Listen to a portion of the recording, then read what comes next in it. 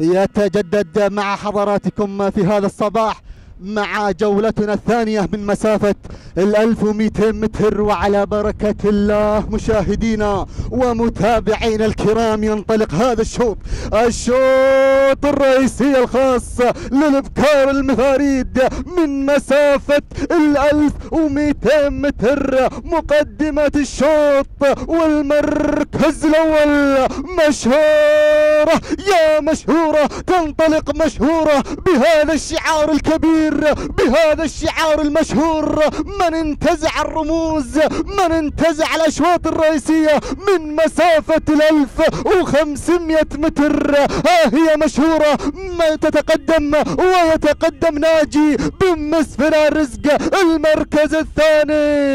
يا سلام، وصل الكابتن مع المركز الثاني هادي بن صالح بن عفيشه الرزق، ويقدم لنا جمايل، واليوم يوم الجمايل يا ابو صالح. المركز الثالث هناك، وتابع شعار السيد صالح بن حمد المنجم يقدم لنا العابره، ولكن اعود خلونا مع المركز الاول. الله يا ابو سلطان، روح مع مشهوره، والله عوايدك، والله عوايدك يا ابو سلطان. وال200 متر الاخيره روح مع مشهوره، ومشهوره مع الذهب مع الناموس.